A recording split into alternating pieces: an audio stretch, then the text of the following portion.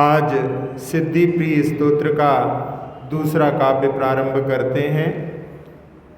इसमें सबसे पहला शब्द सिद्धि प्रिय था, इसलिए इसको सिद्धि प्रिय स्तोत्र कहते हैं। दूसरे काव्य में अजितनाग भगवान की स्तुति है। एनस्मरास्त्र निकरई रपराजितेन,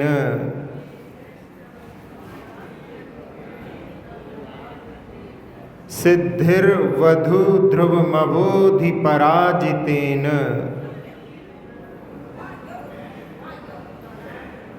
संवृद्ध धर्म सुदिया कविराजमानः, क्षिप्रं करोतु यशसा सविराजमानः। एनस्मरास्त्र निकरै रपराजितेन,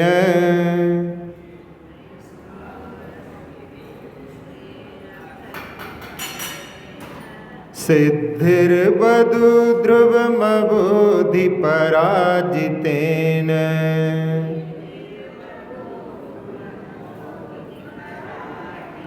संवृद्ध धर्म सुधिया कभिराजमानः,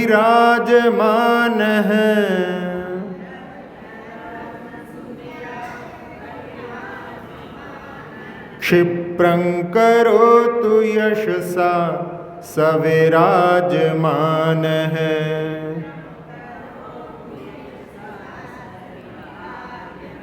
एनस्मरास्त्र निकरैरपराजितेन,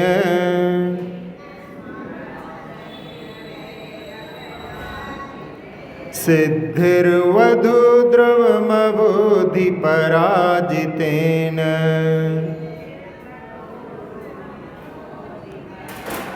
संवृद्ध धर्म सुधिया कभिराजमानः,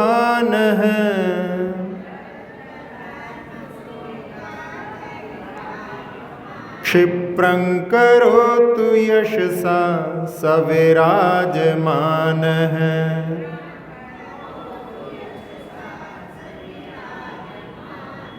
दूसरे काव्य में आचार्य पूज्यपाद स्वामी अजितनाथ भगवान की स्तुति करते हुए कह रहे हैं, एन स्मरास्त्र निकरई अपराजितेन।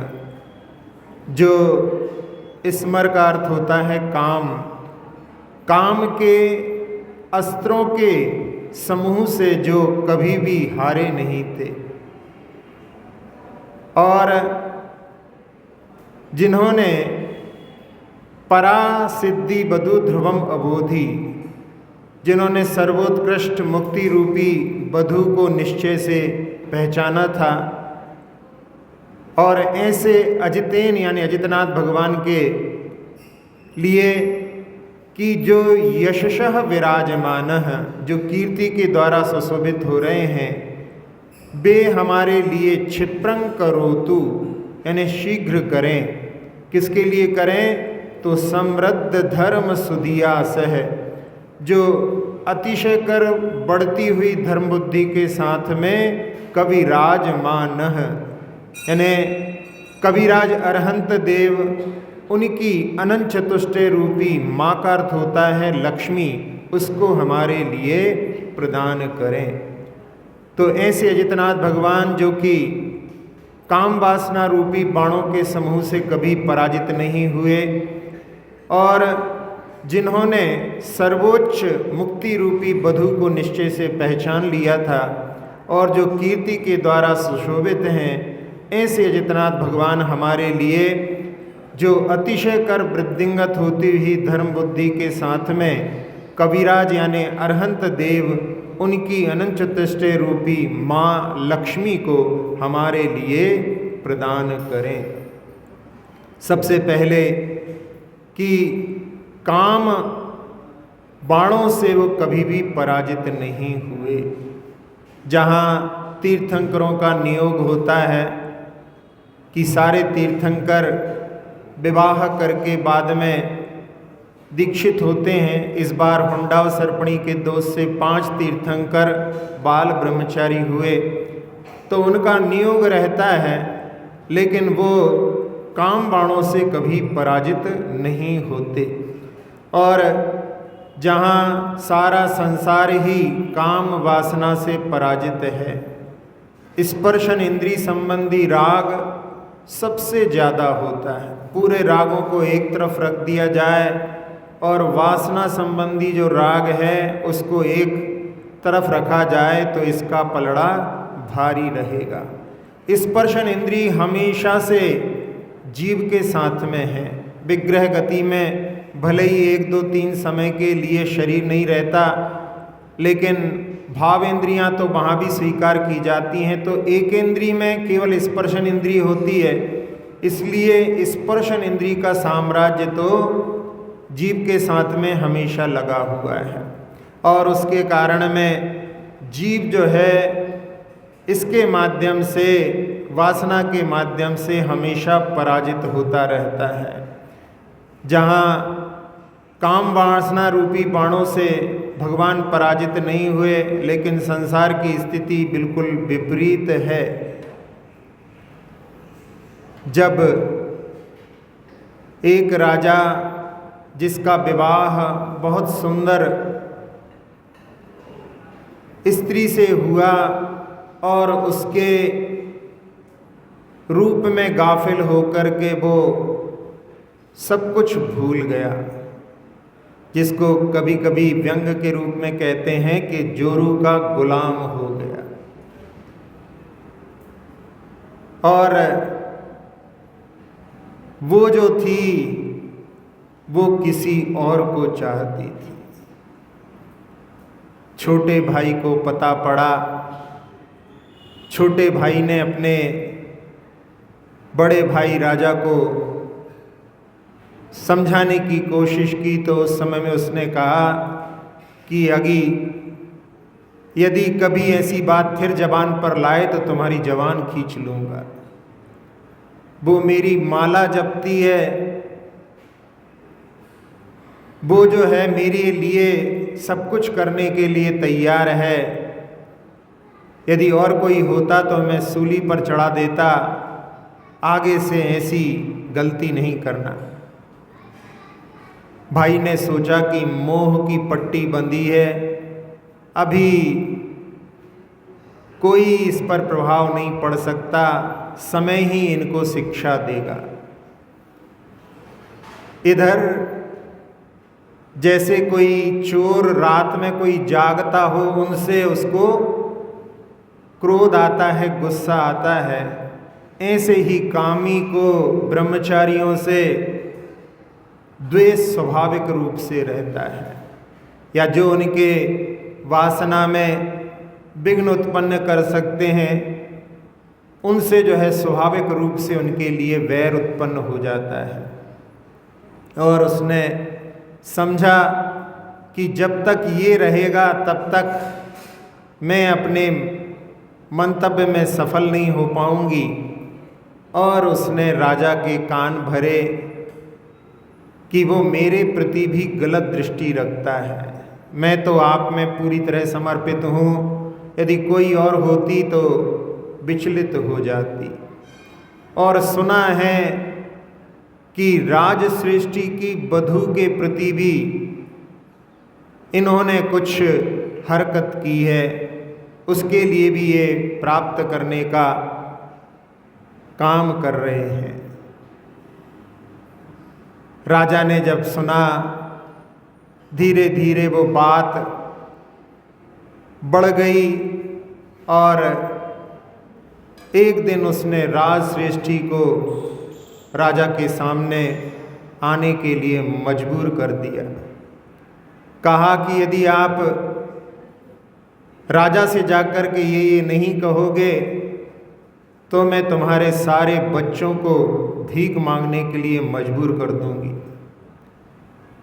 सब जानते थे कि राजा जो है रानी की बात मानता है, और यदि रानी की बात नहीं मांगी तो सारे धन को अपहरण करने के लिए उसने कहा, और उस समय में राजश्रेष्ठी ने मजबूरी में जाकर के राजा से कहा कि आपके भाई के कारण हो सकता है मुझे इस राज्य को छोड़ करके जाना पड़े।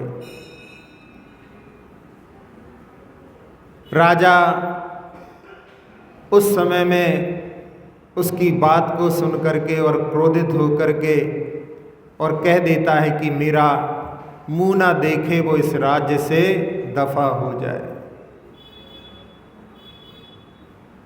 इधर एक विप्र ने आराधना की और उसमें कोई देवता प्रसन्न हो गया। उसने कहा कि विप्र महोदय, ये अमृत फल मैं तुम्हें प्रदान करता हूँ, इसका भक्षण करने से तुम अमर हो जाओगे।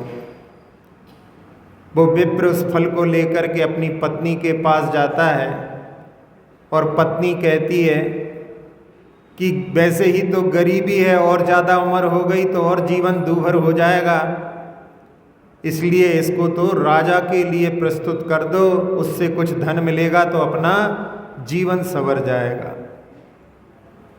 राजा को प्रस्तुत किया। राजा ने बड़े हर्षित होकर के कि ऐसा फल तो बहुत काम का है और तुम इसको स्वयं ना खा करके हमें दे रहे हो, इसलिए तुम्हारे लिए पारितोषिक के रूप में बहुत सारा धन धान्य दे करके उस विप्र को विदा किया। राजा विचार करता है कि यदि मेरा जीवन बहुत लंबा रहे और मेरी प्रियतमा मेरे पास न रहे तो मेरा जीवन किस काम का। मेरे जीवन के अंत तक मेरी प्रियतमा मेरे सामने रहे, यदि ये फल वो भक्षण करे तो ये मेरी मनोकामना पूर्ण हो सकती है। और उसने जाकर के अपनी रानी के लिए वो फल दिया। रानी ने कहा कि अभी मैंने स्नान नहीं किया है, अभी मैं स्नान करके पूजन करूंगी, उसके बाद में मैं इस फल को खाऊंगी। जबकि मन में था कि मैं इस फल को अपने जो अस्तबल को संचालित करने वाला व्यक्ति था उसके लिए दूंगी, उस पर मोहित थी। और जब उससे मिलना होता है तो वो फल स्वयं ना खा करके उसको दे देती है और वो भी इसी प्रकार से कह देता है कि मैं इसको बाद में खाऊंगा, क्योंकि वो भी किसी वेश्या के ऊपर मोहित था। और वो जब वेश्या को देता है तो वेश्या सोचती है कि राजन इसके योग्य हैं और वो भी उससे कि मैं बाद में खाऊंगी कह करके ले लेते हैं। और जब राजन के हाथ में वो फल पहुंचता है तो उनकी सांस एकदम रुक सी जाती है और उनको कि ये फल तो मैंने रानी को दिया था, मेरे पास पुनः जो है वेश्या के माध्यम से आया है, तो रानी का वेश्या से क्या संबंध है। और वो जब गुप्तचर से तहकीकात करवाते हैं तो पूरी श्रृंखला उनके सामने उपस्थित हो जाती है। इसीलिए किसी कवि ने कहा है कि विसंगति जीवन की, जिंदगी के द्वार कई बार रोई, बाह में है और कोई, चाह में है और कोई। और उस समय में जो भाई ने कहा था, पहले समझाइश दी थी, वो नहीं मानी थी। और आज उस रहस्य पर जब पर्दाफाश हुआ तो उस समय में राजा के मन में तीव्र वैराग्य के भाव उत्पन्न हो गए और उन्होंने अपनी रचना वैराग्य शतक में इस बात को वहाँ पर अंकित किया है। याम चिंतयामि सततम मयि सा विरक्ता, साप्यन्यमिच्छति जनों सजनन्य सक्ता, अस्मत् कृते परितुष्यति काचिदन्या धिक्तां च तं च मदनां च इमां च मां च। इस काव्य में उन्होंने पूरी घटना को निरूपित कर दिया कि जिसके बारे में मैं सतत चिंतन करता हूँ वो मुझसे विरक्त है, वो किसी और को चाहती है, और जिसको वो चाहती है वो भी किसी और को चाहता है, और वो जो जिसको जो चाहती है वो जो है वो यानी मैं हूँ, वो मेरे ऊपर जो है तुष्ट होती है। इसलिए वहाँ पर कह रहे हैं धिक्ताम, उसके लिए, पत्नी के लिए धिक्कार हो, तम, उस जो बीच का महावत है उसके लिए धिक्कार हो, और ताम, उस वेश्या के लिए धिक्कार हो, और मदनम, काम के लिए धिक्कार हो, और इमाम च माम चा, उस वेश्या को, और साथ साथ में अपने आप को धिक्कार की वासना के वशीभूत होकर के ऐसे अंधे बन गए कि अपने योग्य भाई को भी राज्य से निष्कासित कर दिया। और उन्होंने उस समय कहते हैं कि अपने भाई के लिए कि उनको ढूंढ करके लाओ और उनको ये राज्य दे देना, उन्होंने राज्य छोड़ करके वैराग्य को धारण कर लिया। तो ऐसी संसार में स्थिति होती है जहाँ भगवान के लिए कहा कि जो कभी भी काम वासना रूपी बाणों के द्वारा हारे नहीं, और दूसरा बिंदु दिया कि जिन्होंने सर्वोत्कृष्ट मुक्ति रूपी कामनी निश्चय से पहचानी, यानी मुक्ति रूपी बधु ही शाश्वत है, बाकी सारे संसार के संबंध क्षण भंगुर हैं, ये उन्होंने पहचाना। एक कवि हुए हैं अंग्रेजों में लूथर नाम के, बड़ी अच्छी उनकी रचनाएं होती थीं, बहुत प्रसिद्धि थी। एक बार रचना कर रहे थे और उस समय में एक युवती जो उनके ऊपर मोहित थी वो वहाँ पर एकांत देख करके पहुँच गई, और उस समय में कहने लगी कि अपना संयोग एक स्वर्ण में सुगंध जैसा संयोग बने। और उन्होंने उस समय में जो स्याही की दवात रखी हुई थी, काले रंग की स्याही उसमें भरी हुई थी, उन्होंने उठा करके उसके चेहरे पर उसको फेंक दिया। उसका सारा चेहरा स्याह काला हो गया। और उस समय में उन्होंने कहा कि कहाँ गई तुम्हारी सुंदरता, मैं तो उस सुंदरता की खोज में हूँ जो कि कभी भी नष्ट ना हो। ऐसा कह कर के उन्होंने जो प्रणय निवेदन था उसको ठुकराया, वो वहाँ पर लज्जित होकर के चली गई। अब आप लोग कहेंगे कि केवल जो है पुरुषों की ही यहाँ पर वीतरागता को दिखा रहे हैं, वैराग्य को दिखा रहे हैं, उनकी चरित्र की निष्ठा को दिखा रहे हैं, ऐसा नहीं। भारत में तो कहावत चलती है 100 में सती और लाख में जति। 100 में सती यानी महिलाओं में शील के प्रति 100 में जो है एक सती मिल सकती है, लेकिन मनुष्य पुरुषों में जो है लाख में कोई एक शील में निष्ठ मिलेगा। तो ये स्त्रियों में भी शील के प्रति और ज़्यादा जो है दृढ़ता रहती है। एक प्रसंग शायद पहले सुनाया हो कि हरिवंश राय बच्चन की पत्नी तेजी बच्चन, उनके ऊपर एक प्रकाशक मोहित था, और वो जब विदेश में पीएचडी करने के लिए गए हुए थे तो वो उनके घर पर आकर के, जबकि कोई एक व्यक्ति भी वहाँ पर रहता था लेकिन वो कहीं अपने रिश्तेदारी में गया हुआ था, उसने पता किया और वहाँ पर पहुँच कर के उनको बिठा कर के गंगा के घाट, एक द्रौपदी घाट है वहाँ पर, चीर हरण का भाव लेकर के गया, और उसने वहाँ पिस्टल निकाल करके कहा कि यदि मेरी मनोकामना पूर्ण नहीं करती हो तो मैं तुम्हें मार डालूँगा। और उस समय में उन शीलवती नारी ने कहा कि जो कुछ मेरे पति के भाग्य में होगा वो होगा, बच्चों के जो भाग्य में होगा होगा, तुम जो है गोली चलाओ, लेकिन जो तुम कामना करते हो मैं कभी पूर्ण नहीं करूँगी। और उस समय में वो केवल डरा करके अपनी कामना पूर्ण करना चाहता था। उसने गोली भी वहाँ पर चलाई, लेकिन जानबूझ करके मारना नहीं चाहता था, डराना चाहता था। और उस समय में वो पराजित हो चुका था। वो वहाँ से ऑटो पकड़ करके लौट आई, और बाद में जब लौट करके आए हरिवंश राय बच्चन विदेश से पीएचडी करके, तब उन्होंने बतलाया पहले शपथ लेकर के कि कोई ऐसा कार्य नहीं करोगे जिससे कि हम सब लोगों के ऊपर कोई परेशानी आए।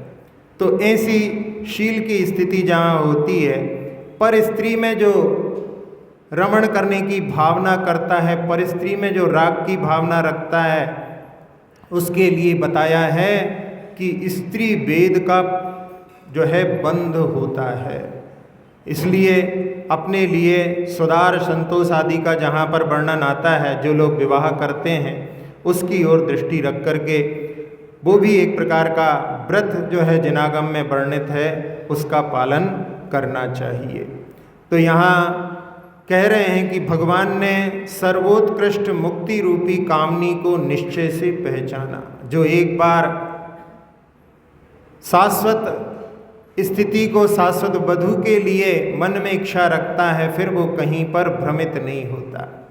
आचार्य श्री के बारे में आप लोग जानते हैं कि वो जब मुनि विद्यासागर थे तो आचार्य पद को लेने के लिए तैयार नहीं थे, क्योंकि उनके मन में भावना थी कि मैं तो शाश्वत पद प्राप्त करना चाहता हूँ, कोई और पदों के प्रति मेरी इच्छा नहीं है। बड़ी मुश्किल से केवल गुरु की दक्षिणा की बात रख करके उन्होंने आचार्य पद को स्वीकार किया। पहले तो उन्होंने कि विवेक सागर जी को दे दो, कहा वो तो बाहर कर रहे हैं चतुर्मास, फिर कोई क्षुल्लक जी को मुनि बना करके उनको आचार्य पद दे दो।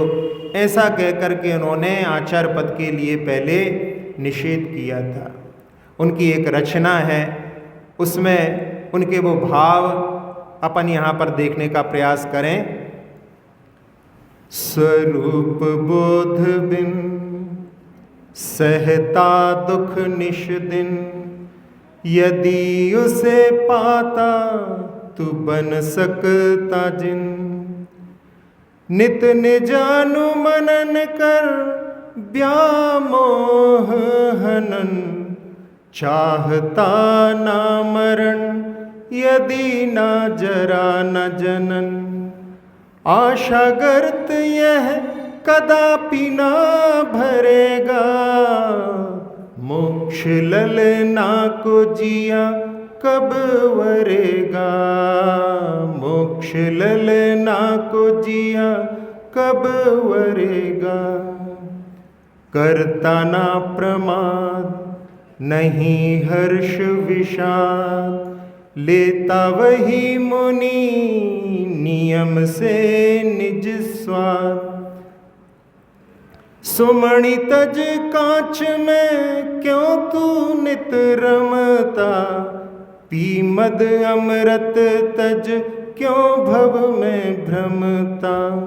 निज भक्ति रस कब तुझ में झरेगा, मोक्ष ललना को जिया कब तू बरेगा। मोक्ष ललना को जिया कब तू बरेगा। तो ऐसी उनके मन में मोक्ष ललना के प्रति जो है वर्ण की भावना जहाँ पर थी, ऐसे ही यहाँ पर भगवान के लिए कहा है कि जिन्होंने मोक्ष रूपी लक्ष्मी को निश्चय से पहचान लिया था। और तीसरा जो बिंदु दिया है कि वो यशशः विराजमानः, जो कि कीर्ति द्वारा सुशोभित हैं, ऐसे अजितनाथ भगवान। उनकी कीर्ति के बारे में आचार्य समंतभद्र स्वामी ने स्वयंभू स्तोत्र के पहले ही काव्य में लिखा है, यस्य प्रभावात् त्रिदवच्युतस्य क्रीड़ा सुपिक्षीव मुखारविंदः, अजेय शक्तिर्भुवि बंधुवर्गस चकार नामाजितेत्य वंद्यम। उसमें कह रहे हैं समंतभद्र स्वामी कि उनके बंधु वर्ग उनके प्रभाव से क्रीड़ाओं में भी कभी पराजित नहीं हुए, यानी हमेशा उनको विजय प्राप्त होती थी, इसलिए उनका सार्थक नाम अजित रखा था, जो कभी किसी से पराजित नहीं हुए। ऐसे अजितनाथ भगवान की उनका नाम आज भी लोग ग्रहण करते हैं अपने सभी कामों को सिद्ध करने के लिए। और उनकी एक और ख्याति कि जिसमें कहा जाता है कि जब उनका शासन काल था तब उस समय में पूरी 170 कर्म भूमियों में तीर्थंकर अवस्थित थे। केवल एक उन्हीं का एक शासन काल के बारे में ऐसा सुनने मिलता है कि वही जब समय था कि जब सारी कर्म भूमियाँ तीर्थंकरों से भरी हुई थी। अभी तो 5 भरत और 5 ऐरावत में कोई तीर्थंकर नहीं होते, क्योंकि अभी पंचम काल चल रहा है। विदेह क्षेत्र में भी कम से कम 20 और ज़्यादा से ज़्यादा वहाँ पर 160 तीर्थंकर हो सकते हैं। तो ऐसे वो समय केवल एक उनका ही शासन काल था, वो भी बड़ा प्रसिद्ध था। तो उसमें जो यश से विराजमान हैं, कीर्ति के द्वारा सुशोभित हैं, ऐसे भगवान से यहाँ प्रार्थना की गई है कि भगवान हमारे लिए आप अतिशय कर वृद्धिंगत होती हुई धर्म बुद्धि के साथ में जो कविराज, भगवान के लिए कविराज की उपमा दी है कि उनकी अरहंत देव की जो लक्ष्मी हैं वो हमारे लिए प्रदान करें। तो इस काव्य में भी आप देख रहे हैं कि आखिरी के समय में अपराजितेन और पराजितेन, तो उसमें अपराजितेन के लिए वहाँ पर कि वो काम से कभी भी पराजित नहीं हुए, और परा अजितेन निकलेगा उसमें, तो उसके माध्यम से अजितेन उनका नाम और परा यानी उत्कृष्ट जो सिद्धि बधु है उसके लिए दिया है।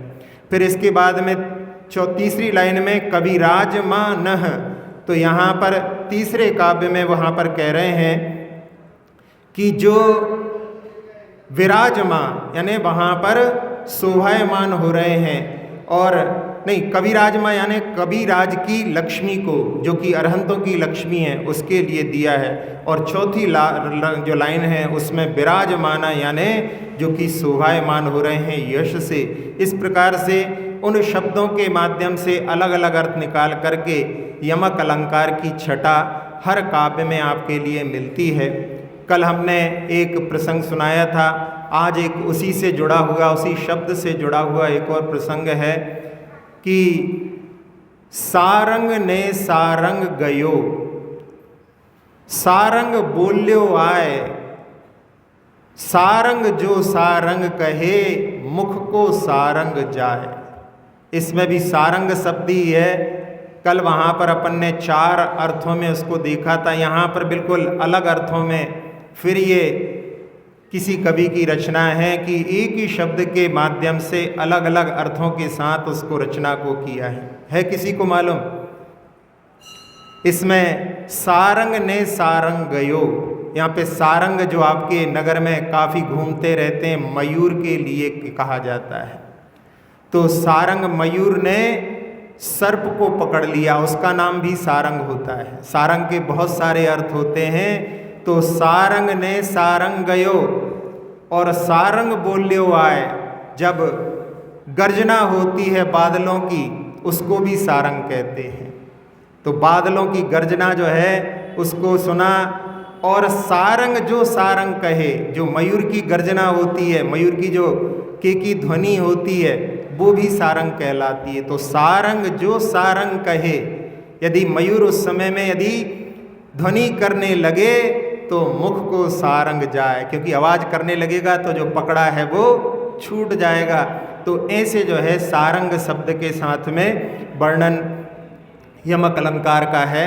तो अपन इस काव्य को, जिसमें कि लिखा है कि भगवान जिन्होंने काम वासना रूपी शस्त्रों के द्वारा जो कभी भी पराजित नहीं हुए थे, और जिन्होंने सर्वोत्कृष्ट मुक्ति रूपी बधु निश्चय से पहचान ली थी, वे और जो कि यश से विराजमान हैं, कीर्ति से सुशोभित हैं, ऐसे अजितनाथ भगवान हमारे लिए जो बढ़ती हुई धर्म बुद्धि के साथ में कविराज यानी अरहंत देवों की अनंत चतुष्टय रूपी लक्ष्मी प्रदान करें, ऐसी कामना की गई है। पुनः इस काव्य का उच्चारण करेंगे। एनस्मरास्त्र निकरै रपराजितेन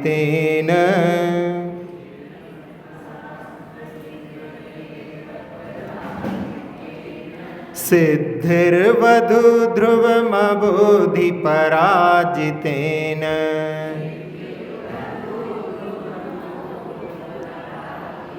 संवृद्ध सर्म सुधिया कविराजमान है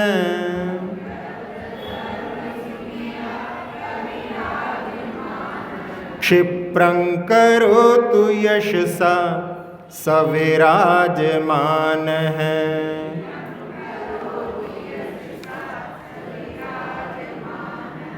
इसके पद्यानुवाद को देखते हैं।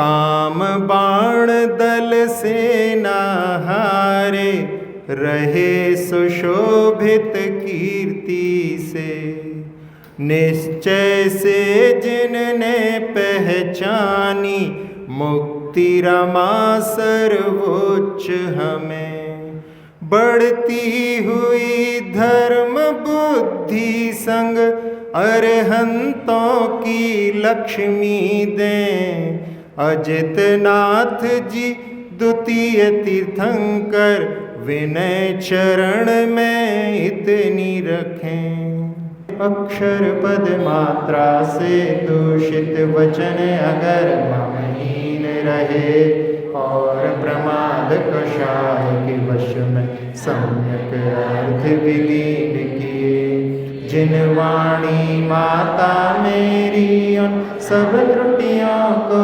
क्षमा करें दें आशीष शीघ्र हम सबको केवल लब्धि रमा मिले प्राप्त हमें हो बोधि समाधि परिणामों की शुद्धि हो निज आत्म उपलब्ध हमें हो शाश्वत सुख की सिद्धि हो चिंतित वस्तु दात्री माता चिंतामणि उपमा भाती करूं वंदना पूर्ण विनय से चरण रखूं मैं ये पाती कर जिन वाणी स्तुति तन की ममता टार महामंत्र का जाप अब सभी जपे नव बार